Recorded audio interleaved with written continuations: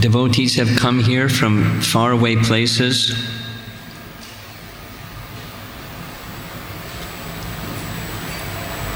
Different corners of the world, literally, to honor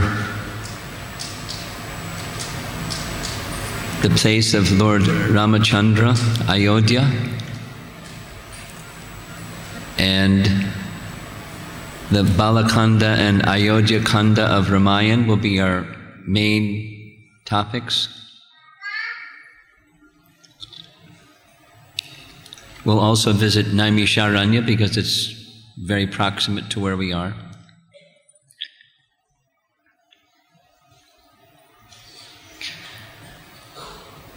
Just a little bit about the plan for the flow of our activities in each place.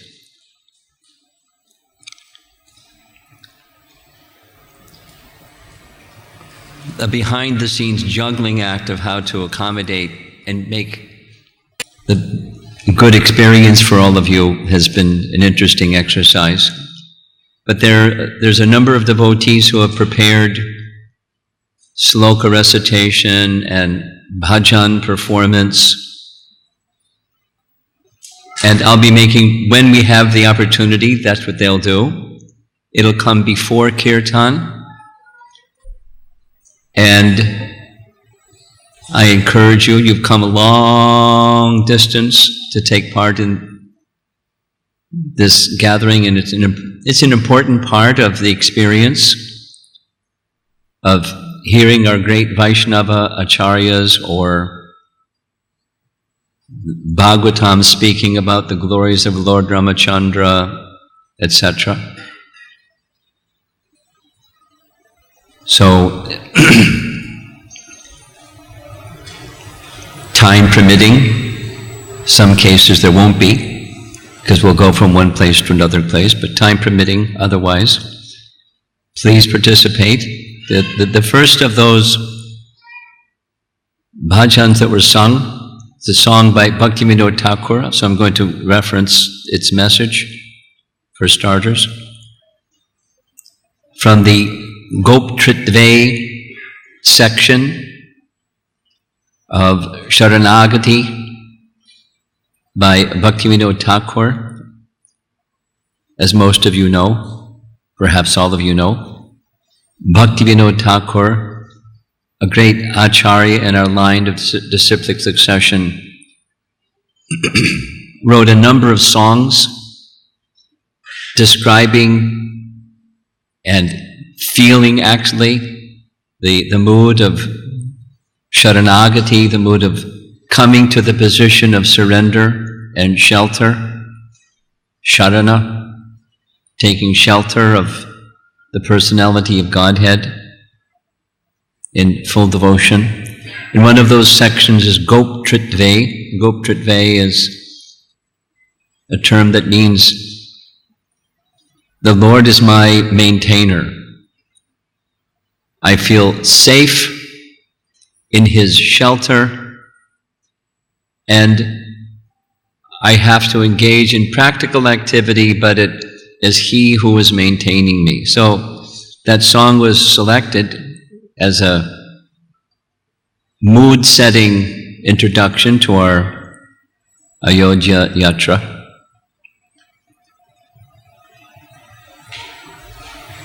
He's our place of shelter. In that song, Bhaktivinoda Thakur sings or writes that it's by mercy that one gets the position of shelter, as by the mercy of the Lord, which means by the mercy of the devotees of the Lord, we get the mercy of the Lord. One gets His shelter. And by getting His shelter, we get His protection. We get everything, whatever it is that one needs, just as Krishna says in Bhagavad Gita, Yoga Kshema Vahamyaham. Whatever it is that one needs, Krishna supplies. Whatever one has, Krishna maintains. He does it personally. It's a personal relationship. So we've come, this is the mood of this yatra. We've come to take shelter of the Supreme Personality of Godhead. Now, we can take shelter of the Personality of Godhead anywhere, in any circumstance. But in the places where He performs His pastimes, eternal pastimes, there's special potency and there's special attraction for hearing about Him in those places of pastime. So here we are in an air-conditioned palace. It's not His place of pastime, but very proximate, and this is to prepare us to enter into Ayodhya and Chitrakoot and Naimisharanya and these other places that we'll be visiting. Starting with sound, so it's preparing the heart.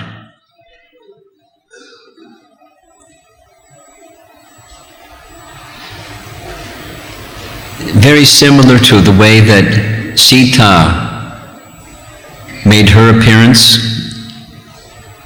as you know, King Janak, as kings would do, would arrange for sacrifices by the Brahmanas, and one of the ceremonial functions of the king or the person sponsoring the yajna is they would literally prepare the field, the kshetra, the place where the yajna would be performed. And that was done by leveling the ground, and leveling the ground was done with a plow, and so the king would go and plow the ground, and as he was plowing the ground, preparing the ground for the yajna, out from the ground came a golden child. Lots of other things come when you plow the field, but not a golden child. So he took it as a providential arrangement, which it was, and accepted the child as his daughter, along with his queen, who was very happy to accept Sita as their daughter. And in fact, that's the meaning of her name. Sita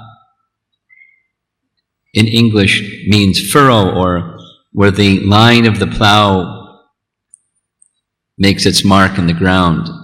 Sita. So that's what we're trying to do this evening and the next day or so, preparing the ground, that entering into the mood of coming closer, sharanagati, coming closer to the position of surrender and shelter of Lord Ramachandra. So we're going to hear a lot about Lord Ramachandra, and of course, with the Lord comes His associates, and comes His dham, and comes His wonderful exchanges of love. He's at the center, and all the other things come with Him, and so we'll be hearing about Him and all those things. Following tradition, I learned this from studying the writings of Jiva Goswami, that when you speak on a subject, one of the first responsibilities of the speaker on a subject is to indicate what references you're going to be drawing from. Those of you that have done master's degrees and higher studies degrees, you know about this. You're going to write a paper, one of the first things you have to do is you state what are the references and how you're going to use them before you write your paper, your thesis or your dissertation or whatever it is. So that's what we'll do this evening. The primary reference is Valmiki Ramayana. And tomorrow we'll hear more about the life of Valmiki. But now we're just going to hear a little bit about Ramayana. And Ramayana was composed by Valmiki by a plan of the Supreme Lord. And the Supreme Lord always works through his devotees because he likes to honor his devotees. So Lord Brahma inspired Valmiki to speak a certain verse and then compose that verse into a 24,000 verse text called Ramayana. Ramayana. So it's Valmiki Ramayana. But anyway, so in this Valmiki Ramayana, there's benedictions that Lord Brahma gives to the author and to the speaker. Because both are required. During this time, there was no writing. Not that people didn't know how to write, but people had memories such that they could hear something and remember it. So it was a song. The Bhagavatam was written before it was written. It was oral. The Bhagavatam, you know how, along with the purports, it sits on your shelf pretty big. How many verses in the Bhagavatam? 18,000. Ramayana is bigger than 18,000. 24,000. And at the beginning, there's some, appropriately, benedictions given by Lord Brahma, which Valmiki then puts within Ramayana and says, this is what Brahma said about Ramayana. As long as the mountains stand and as long as the rivers flow, that's as long as creation exists. This narration of the pastimes of Ram will decorate the hearts of all who hear it and speak it, and will uplift the whole world. That will endure. It has that duration. This is a previous yuga that it took place, and here we are several yugas later speaking the topic of Valmiki Ramayana. He goes on to say that even after the snow-capped mountains are gone and the rivers are no longer existing, this glorification of Ramayana will continue to exist. Because Lord Ramachandra is eternal. He appears in this world like Krishna appears in this world. From the spiritual realm, he performs pastimes, stays for some time, and then he returns to his abode. The glorification is something that we hear during our cosmic manifestation, but the glorification is eternally going on because he's eternal.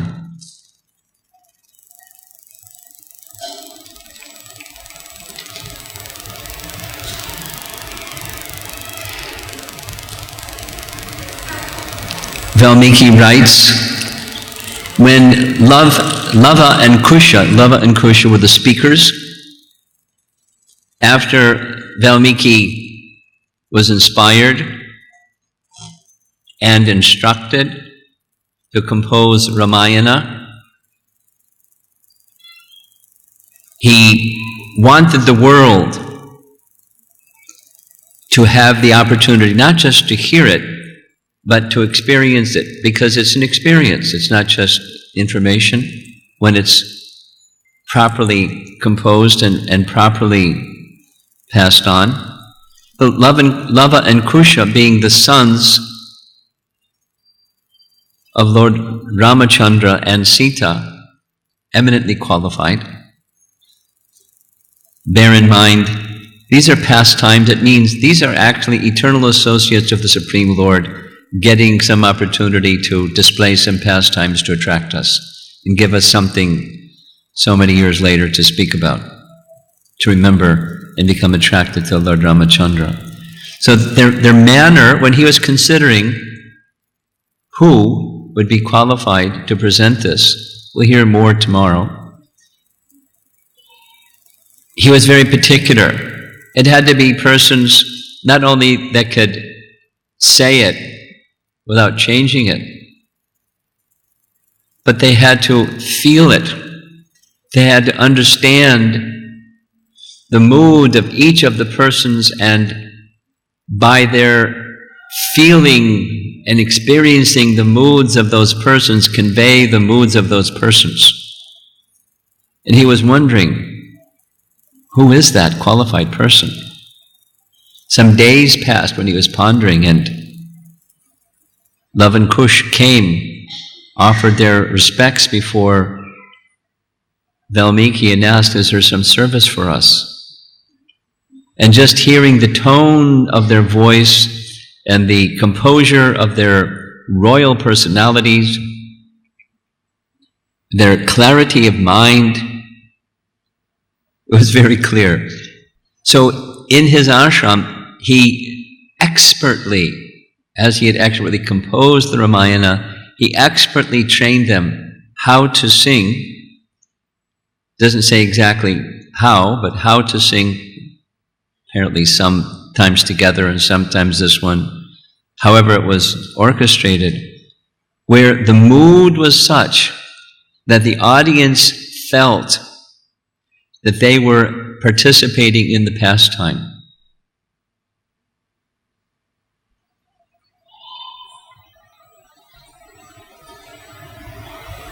The whole of Vedic, I learned this from Tamal Krishna Maharaj, the whole of Vedic drama that goes along, culture, art, music, drama, it's meant to, there's a science of how to turn emotion that's directed toward the personality of Godhead, because we have emotion, but it's not directed toward the personality of Godhead. And therefore our lives are confused. And we suffer unnecessarily. So, this composition of Valmiki was designed to attract people's hearts, their mind, their whole being, to the glories of Ramachandra. And Lava and Kusha were so qualified, and Valmiki trained them so expertly, that was the experience of the audience. It's described in Valmiki Ramayana. They felt their whole being was lifted to a stage of bliss. Their sensations, their mind, their thoughts, their contemplations, their whole being was experiencing being there with Ramachandra's pastimes as they were taking place, although many of them were long, long ago.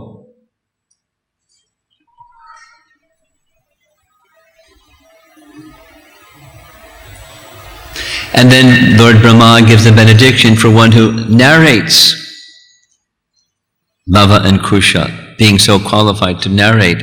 They will live in the presence of the Supreme Lord, just through the power of sound vibration when properly conveyed.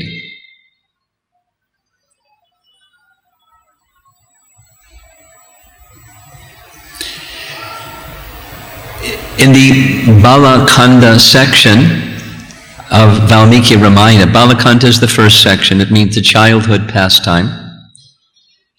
Valmiki explicitly says that he was intending another name for Ramayana was Sita Charita, or the wonderful pastimes of Sita.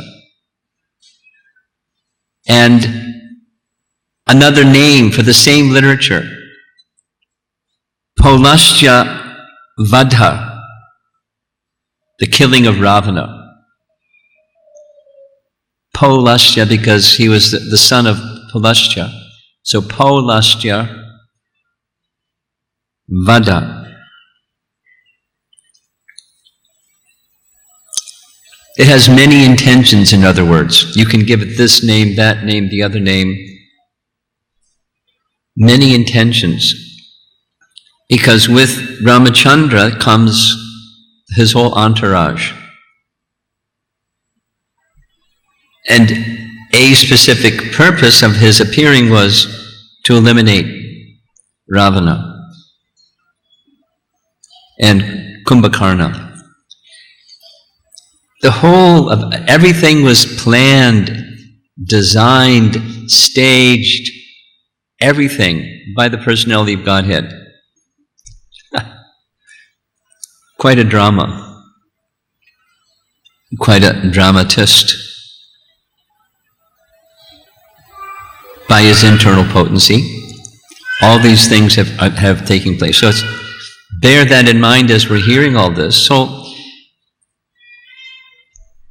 amongst the commentators, this is another for example. So Ramayana, Sita Charita, Paulasya, Vadha. The commentators of Balakanda ask the question and then they answer it. Of course, the Ramayana is about Ram, so naturally one may think Balakanda is the childhood pastimes of Lord Ram. But you know how commentators are. They like to churn the nectar. And so they take the topic of Balakanda and say, actually, it's about Vishwamitra Muni. And we'll hear a whole long session about Vishwamitra Muni. But in short, he went from a king to a perfected soul. And lots of stops along the way in between. And what finally transformed him, all of those preliminary things, were to permit him to do the one thing. Same with our lives. To get the association of Lord Ramachandra. We'll hear. So it's about becoming a devotee from a non-devotee.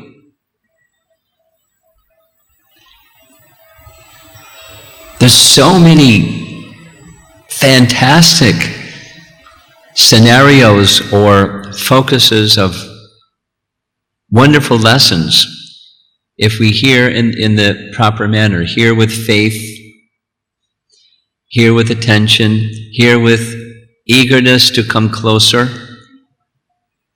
in our hearts, not just our minds, our hearts, closer to Lord Ramachandra. Valmiki Ramayana has that potency.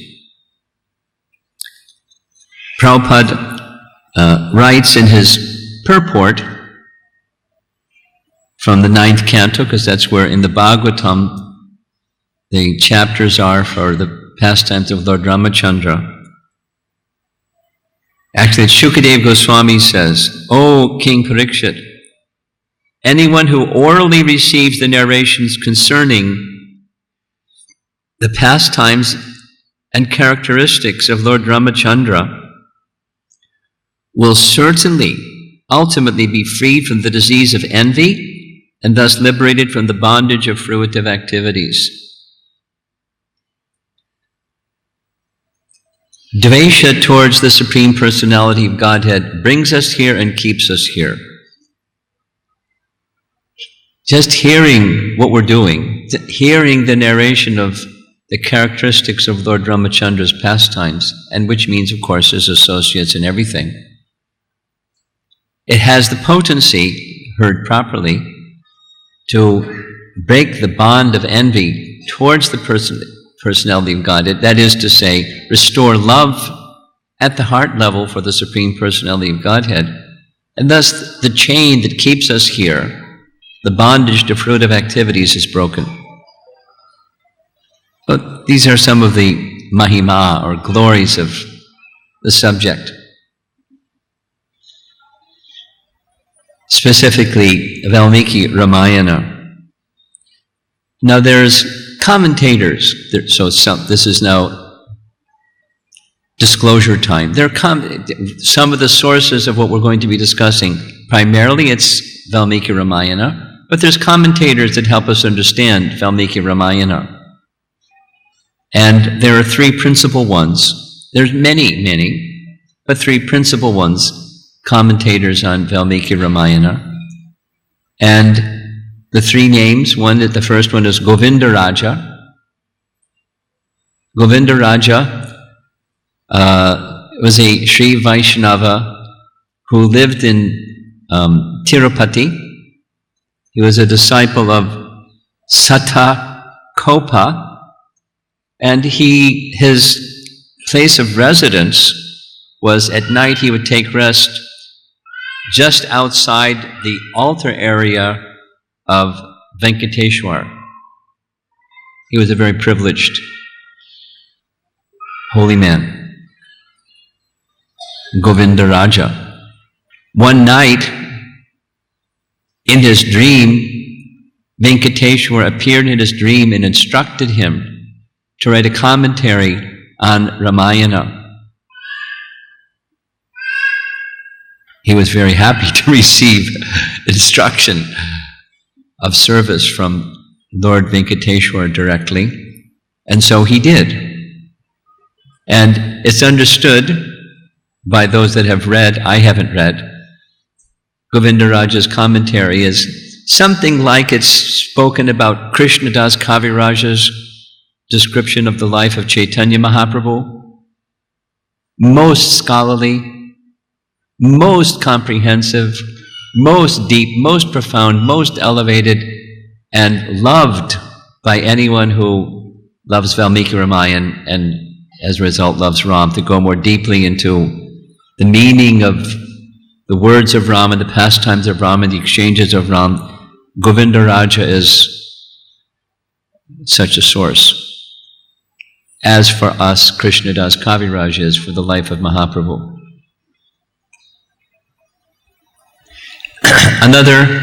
A second, amongst all three are Sri Vaishnavas, Vedanta Deshika,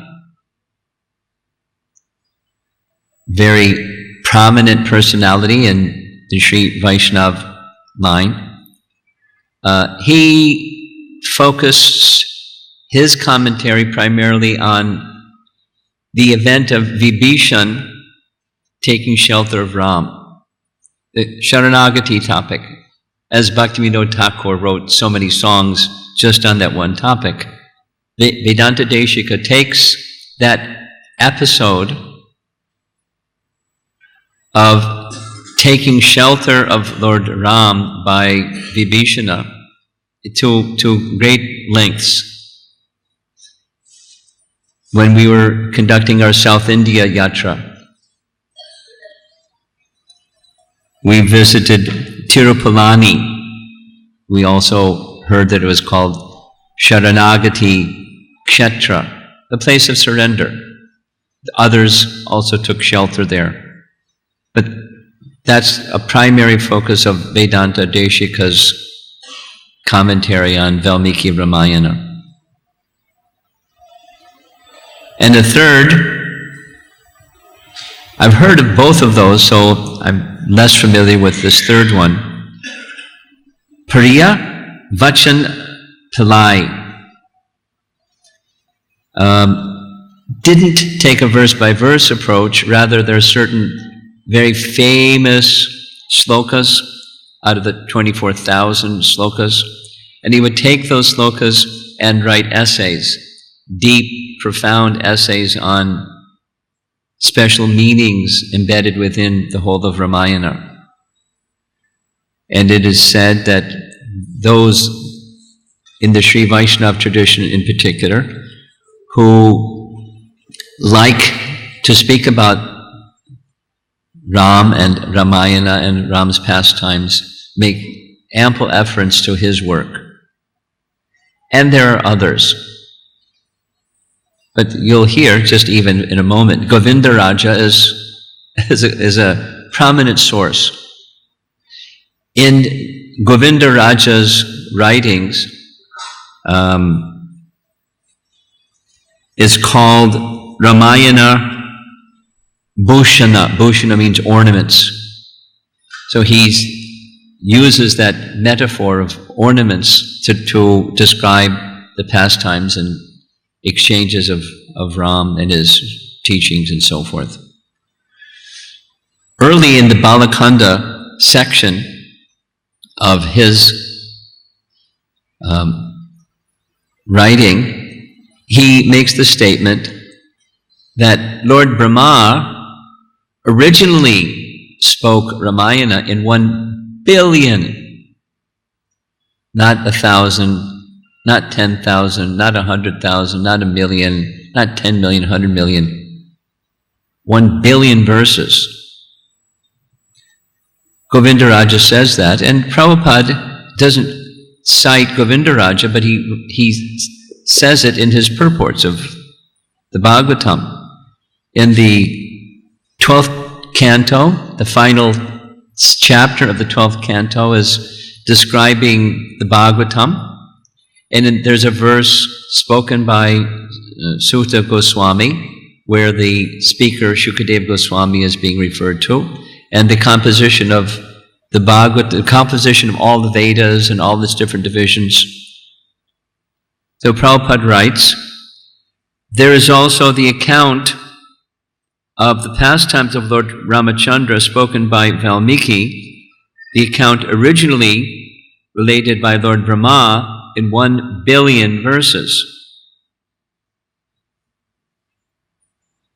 So without specifically saying Govindaraja said it, Prabhupada's saying it. There is also an account. So Lord Brahma recited and instructed those 1 billion verses to his disciple, Narada. Narada, in turn, in detail, doesn't say how many, but in detail instructed Valmiki. And in the Valmiki Ramayana, in the very beginning verses, it's about 90, where he, as happens again and again and again and again in the Ramayana, the retelling of the whole Ramayana. Narada speaking a summary, some 90-something verses of the whole of Ramayana, the very, very, very beginning. And based upon that, Brahma to Narada, Narada to Valmiki, Valmiki getting the benediction from his Parama Guru, Lord Brahma came to him and told him, there's different versions you'll hear in a moment, it was I who inspired you to speak that verse, condemning the hunter who killed the Krancha bird. Another version is, it was Saraswati, I instructed Saraswati to decorate your speaking in such a way that you meditate on this verse, and I've described to you the pastimes of Lord Ram, and you enter into meditation, and I give you this benediction. I really like this. Not only you'll be able to experience the pastimes, you'll be able to feel the feelings and emotions and deep concerns of each of the personalities. It's like super soul. I give you that benediction.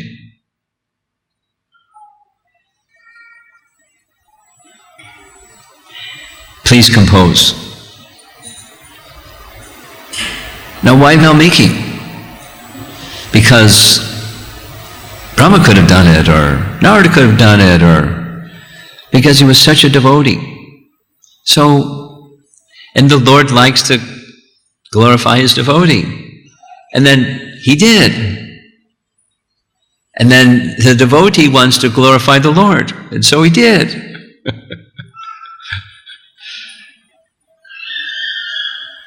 And here we are.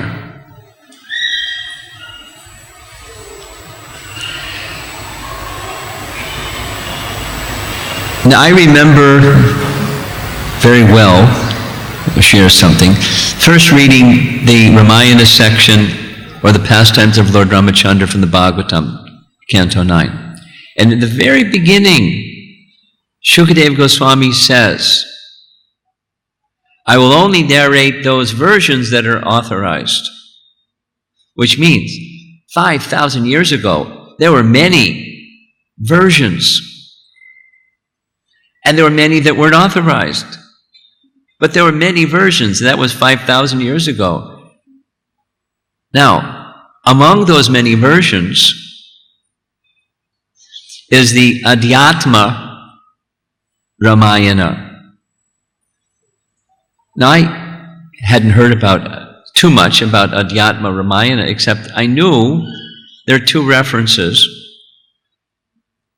Sanatana Goswami speaks of it, or he refers to it as part of Bhavishya Purana.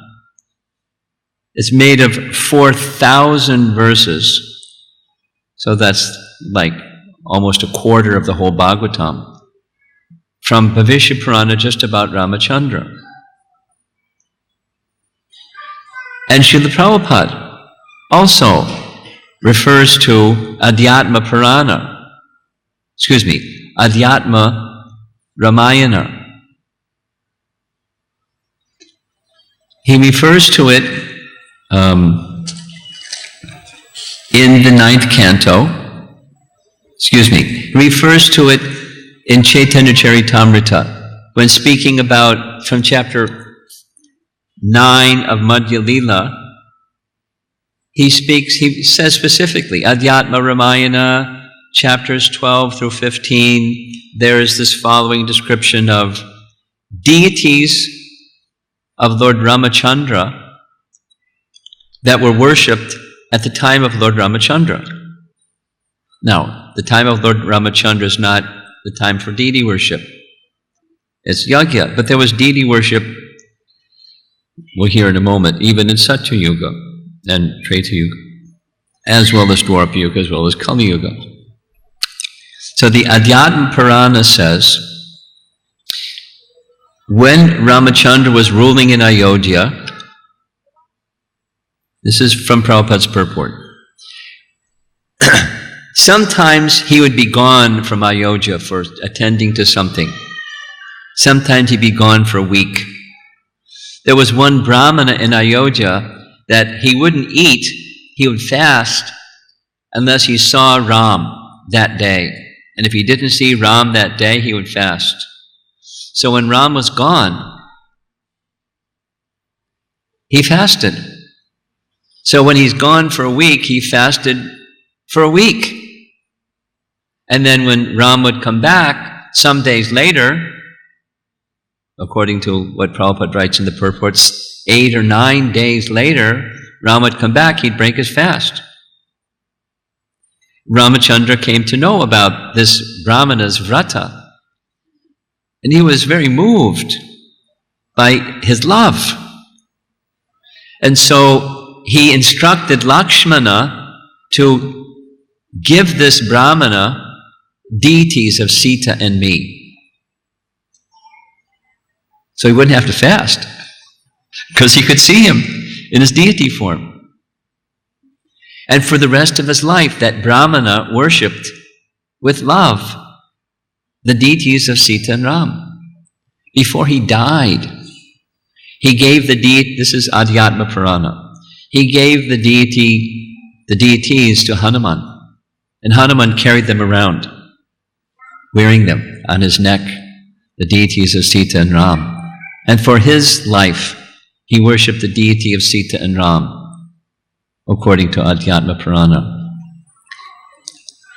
When it was time for Hanuman to depart to Gandha Madana mountain, he gave the deities, Hanuman gave the deities to Bhima, who took them into the palace, and he worshipped the deities of Sita and Ram.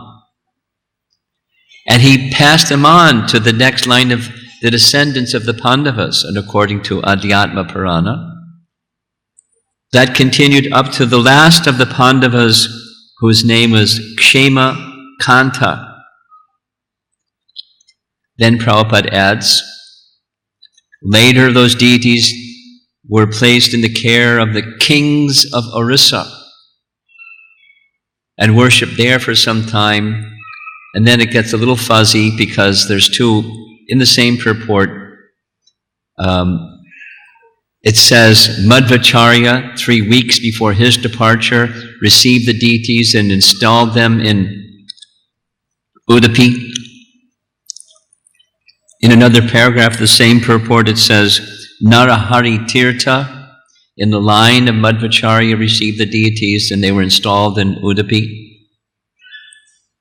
And then Prabhupada writes those very same deities, they were given by Lakshmana to the Brahmana, were worshipped since the time of Ikshvaku.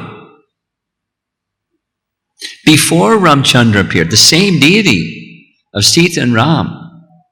This is Adhyatma Purana, Ayodhya Ramayana.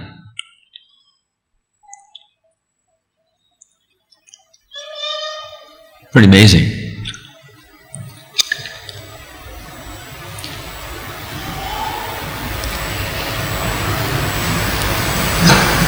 Now, there's differences found in Adhyatma Ramayana and Valmiki Ramayana. The storyline is basically the same. And we'll hear more about this tomorrow morning, but I'm going to say it a few times because it's important today, and a few times tomorrow because it's important to understand when there's discrepancy in these different authorized and authentic and accepted by our great acharyas narrations of, in this case, the pastimes of Ram. How do we process that? According to Vishwanath Chakravarti Thakur, Tad idam kalpa Bede naiva sambhavyam. I'll say it 2 more times. This is to help me as much as it is to help you. Tad idam kalpa bede naiva sambhavyam. 1 more time. Kalpa is, sometimes Prabhupada translates it as a millennium, and whatever that means. And sometimes it's more specific, it's a day of Brahma, kalpa. Beda means different, so different kalpas, different days of Brahma. Sometimes it can mean different manus, during different cycles of the 4 yugas. There are different appearances of Ram, and so sometimes this detail, sometimes that detail. Tadidam kalpa bede naiva sambhavyam. So now I'm just going to go through a few, and I'm thinking at the very end, the final day, I'll review a little bit again. From the Adhyatma Ramayana and the Valmiki Ramayana, there's many similarities, or it's identical, and then there's some differences, significant differences. One of those significant differences has to do with Sita's kidnapping. In the Adhyatma Ramayana, one day when they're in the forest and Lakshmana has gone off to gather some roots and fruits and edibles for Sita to prepare, Ram speaks to her. Ram speaks, Sita, O best of the upholders of vows of chastity and faithfulness to your husband, I have something very confidential to tell you. I'm going to perform some human-like activities, and details what his plan is of killing various demons for which he, the Supreme Lord, has appeared in this world. So he's leaving aside their human-like and speaking from the voice of the Supreme Lord.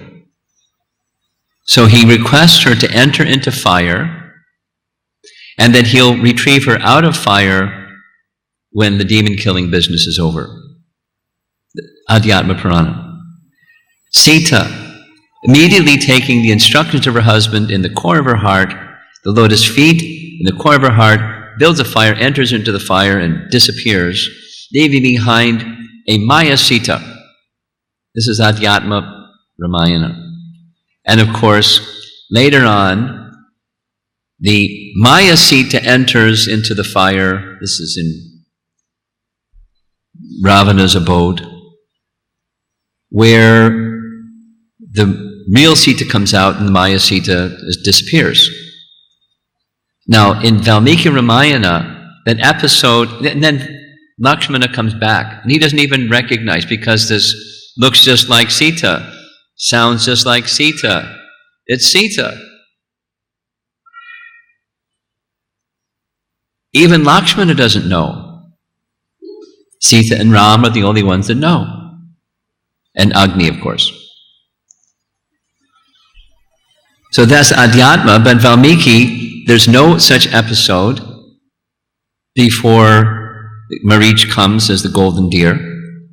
And the tribulation of testing Sita by fire is a real tribulation in Valmiki Ramayana. But in Adhyatma Ramayana it's not. Very significant difference. Here's a few others.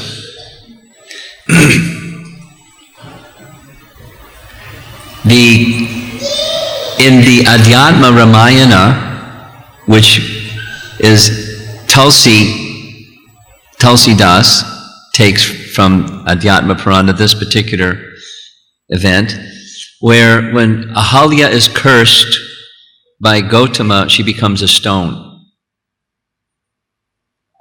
And then when Ram comes into the ashram of Gautama, he steps on the stone and Ahalya comes out. In Valmiki Ramayana, she doesn't become a stone, she becomes invisible.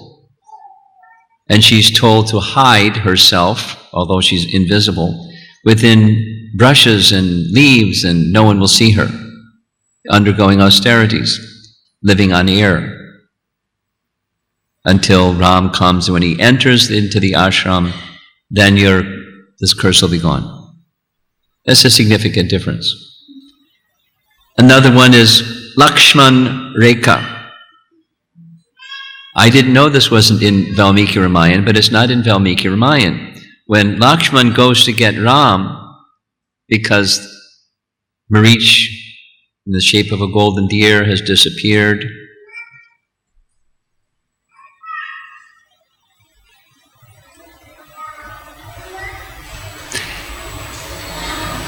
Sita says heavy things to Ram, so Lakshman has to go. He takes his bow and makes a circle and says, don't cross outside the circle, Lakshmana Rekha. That's not in Valmiki Ramayana. But it's something that we all hear about. It's in Adhyatma Ramayana. And then Tulsi Ramayana, or Tulsi, his writing on the glorification of Lord Ramachandra.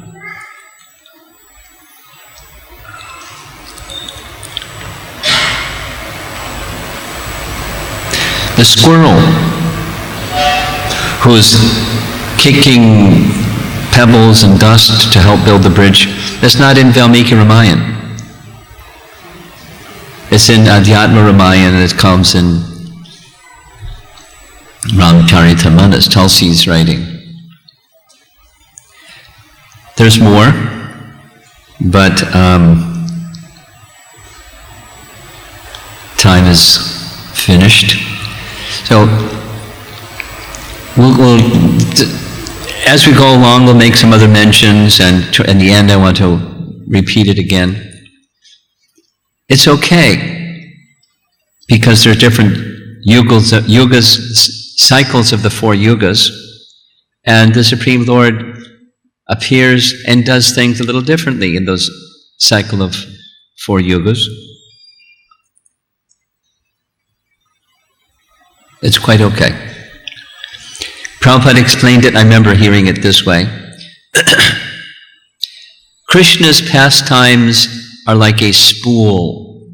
Now, my sense when he used that term was like thread is placed on a wooden, or now it's plastic or whatever it is, little cylinder, and you pull the thread from the spool. Or using the way that motion pictures, little frames and frames and frames put on a spool, and you run it through the light and it shows the motion picture. Moving pictures. Motion pictures. Film. So Prabhupada said Krishna's pastimes are like that. It's on a spool. And he just plays his pastimes again and again. But each time there's a little variation, because variety is the mother of enjoyment. That was Prabhupada's explanation. That was all we needed. Variety is the mother of enjoyment. So it's not stereotyped, hackneyed, and stale and dry. It's variegated. Basic themes, but variety also. And it's perfectly okay. So there are some, if you are accustomed, if you're from North India, if you're from South India, or this part of India, if you've heard Ram's pastimes this way and not that way, don't be disturbed if you hear it that way instead of this way. Because they're variations, and it's okay. And Prabhupada comments in that verse from the Bhagavatam that Sukadeva Goswami says, there are many versions of Ram's pastimes. I'm only going to make reference to the authorized ones. So we've been very careful to only make statements that are authorized ones from authorized sources that our acharyas accept. And even the renderings of those can be very colorful.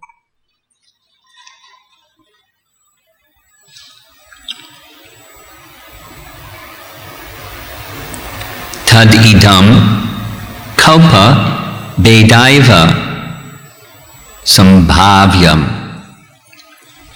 You hear this again as we go along.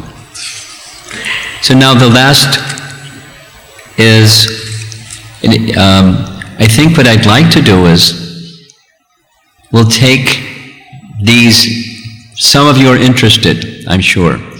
So those that helped prepare this wonderful text that took hours and hours to prepare and as many hours to edit to make it a little more concise. We'll send you these, how the two different Adhyatma Ramayana and Valmiki Ramayana are different. And then there's others, by the way. Kamba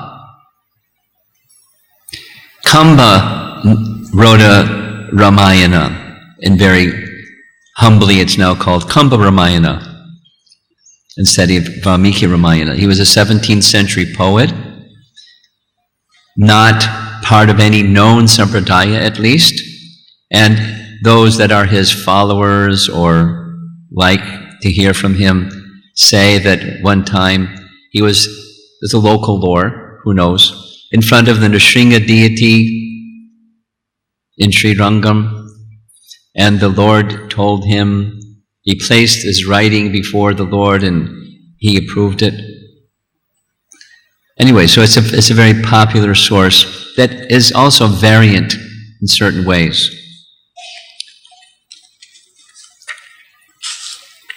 Now, a few other things and I'm going to end. The followers, because we're in the line of Chaitanya Mahaprabhu, we understand things through that lens or that mood of devotion. The devotion of the followers of Chaitanya Mahaprabhu take one to Radha and Krishna in Vrindavan. And here we are, hearing about the pastimes of Ram.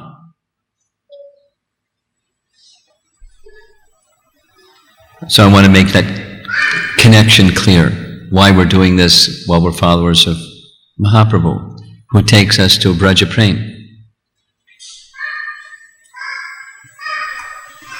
In Chaitanya Charitamrita,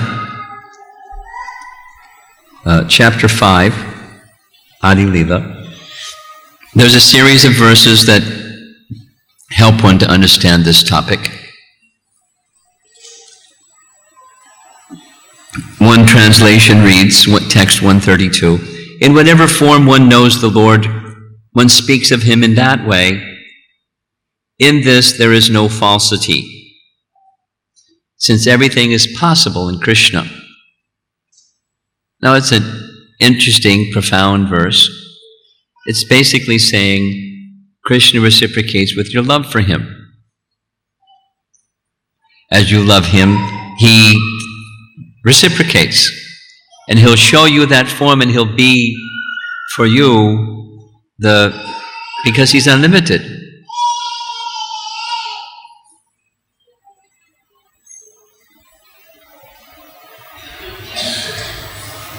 Because He's unlimited, He can display Himself however He likes, and He likes to display Himself according to the love of His devotees. This is wonderfully described in Brihat Bhagavatamrita in length, but there isn't time to go into it in length. But even in Vaikuntha, where we hear the form of Narayana looks like this, for the various personalities who see and have feelings for the Lord in a certain way, they see that form according to their love.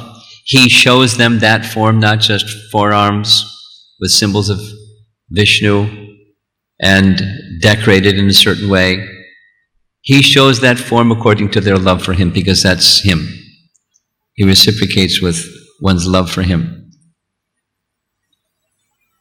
And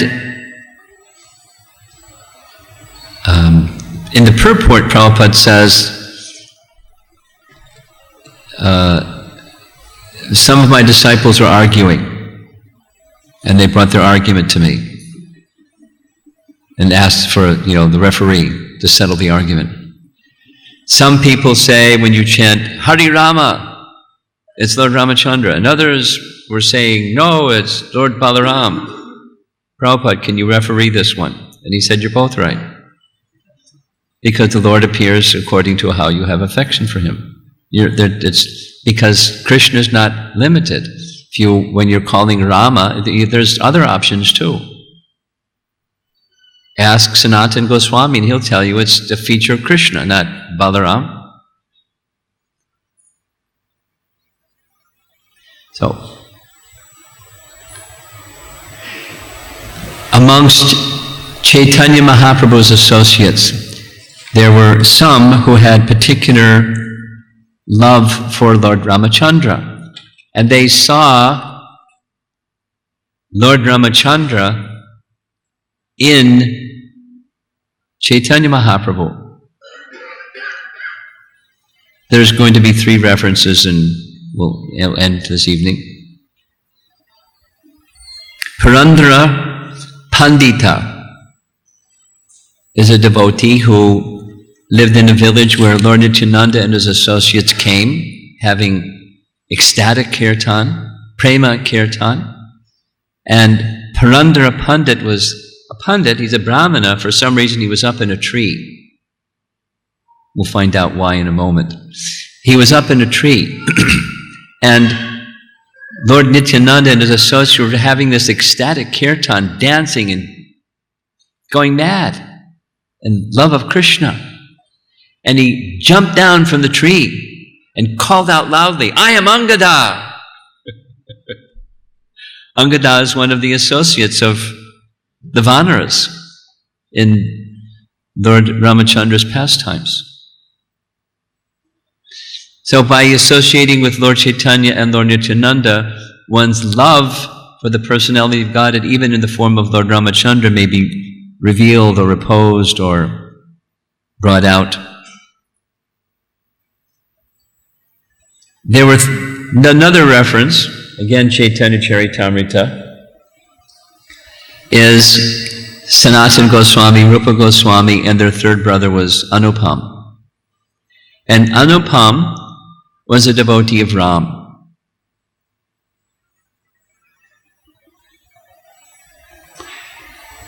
And he was steadfast in his devotion to Ram. And Lord Chaitanya and the associates of Lord Chaitanya, and even in particular his 2 brothers, Rupa and Sanatan, were deep and going deeper and deeper into the love of Radha and Krishna. And their third brother, Anupam, was a devotee of Lord Ram. So here's what Prabhupada writes in a purport. Vallabha, Anupam, Lord Chaitanya gave him the name Vallabha. Vallabha was a great devotee of Sri Ramachandra. Therefore, he could not seriously consider the worship of Radha Govinda according to the instructions of Chaitanya Mahaprabhu. Yet, he directly accepted Sri Chaitanya Mahaprabhu as an incarnation of the Supreme Personality of Godhead, Ramachandra.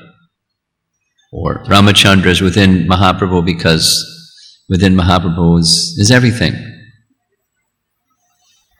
And then the third is Murari Gupta. In the beginning there was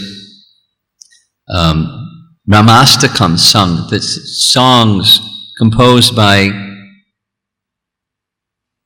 Murari Gupta, an intimate associate of Mahaprabhu in Navadvip, because he was a great devotee of Ram. He worshipped deities of Sita Ram, and he was a great devotee of Ramachandra. Great devotee of Lord Chaitanya. Both. They were of comparable age. Murari was a little older, but Lord Chaitanya, as Nimai Pandit, was always arguing and defeating, and Murari didn't like to get into arguments with Nimai. And one time they got in such a heated argument, they followed each other back and forth and jumped together into the Ganges and made it impossible for the ladies to get water for their cooking and brahmanas to bathe. Yet he was, in principle, very submissive. Although he was elder, he was very submissive to Chaitanya Mahaprabhu. So one time Chaitanya Mahaprabhu instructed him in the superiority of Radha Krishna worship and why, and instructed him, accept the worship of Radha and Krishna. And Murari Gupta went home. And he was attracted to Radha and Krishna, but he couldn't give up the worship of Lord Ramachandra. And he couldn't give up or neglect the instruction of Mahaprabhu, Nimai Pandit, because of his love for him. So he couldn't sleep all night long. He was simply crying and crying, praying to Lord Ramachandra to take his life. That was how serious he was in devotion to Lord Ramachandra and his devotion to Chaitanya Mahaprabhu. The next morning, because he couldn't sleep all night, he went to see Lord Chaitanya and said, "What should I do? I've sold my head to the lotus feet of Lord Ramachandra, but if I break your order to worship Lord Sri Krishna, then what can I do?" Lord Chaitanya was very pleased. He said, I just was testing you. I know that you are a dear devotee of Lord Ramachandra. You have such devotion, even I've given you an instruction to give up, you couldn't give it up. I repeatedly asked you to change your worship from Lord Ram to Lord Krishna. And then, according to Chaitanya Charitamrita, he says to Murari Gupta, you're an incarnation of Hanuman. Therefore, why should you give up your service to Lord Ram? Later, some other time, Lord Chaitanya showed his form of Ramachandra and Sita and Lakshmana. And of course, Murari Gupta's Hanuman. And all the Vanaras, and there was Murari Gupta like a Vanara playing with all the other Vanaras and enjoying the association of Lord Ramachandra, Sita and Lakshmana. This is an expansion of that verse from earlier in Chaitanya Charitamrita, where the Lord shows that form as you have devotion for Him.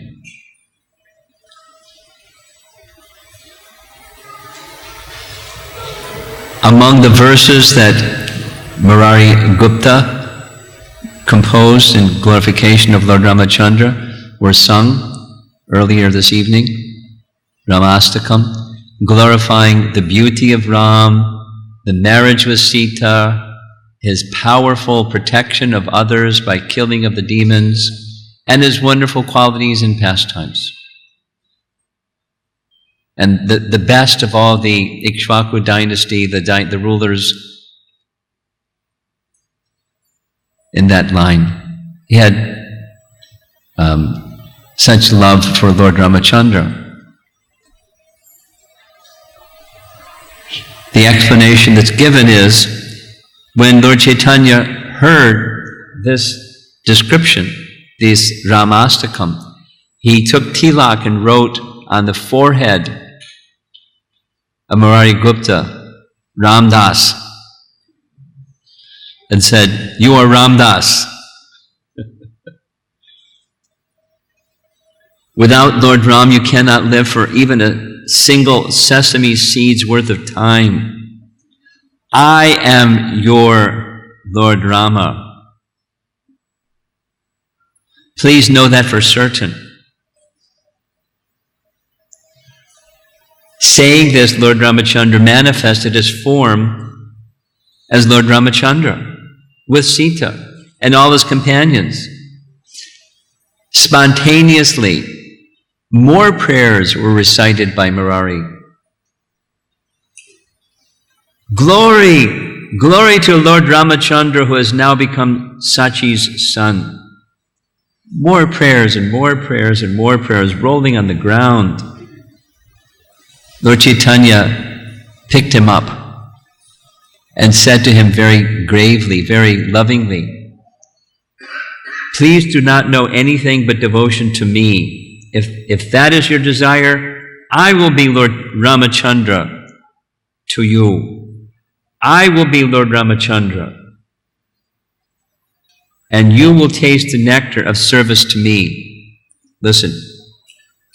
Still, in this Sankirtan movement, you must chant the glories of Sri Radha Krishna. In this way, please render devotional service to me. Please hear these words with all your heart. Now, that's very profound. Especially considering what the earlier verse in Chaitanya Charitamrita says is, the Lord appears as you have love for him. You're Ramdas. You're Hanuman. You're his worshipper. I will be that Lord Ramachandra for you. And worship Radha Krishna.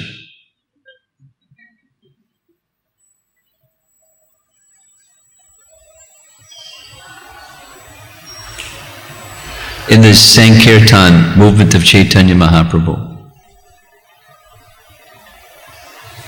Lord Chaitanya's pastimes are very deep, but he's the shelter of everyone. And those that understood him properly saw that he is their worshipable Lord.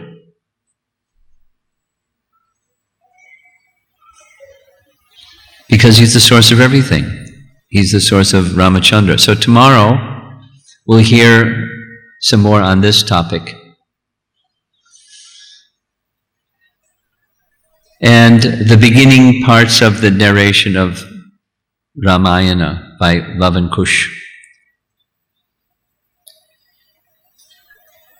So now we'll have Damodarastaka prayers. You have some announcements.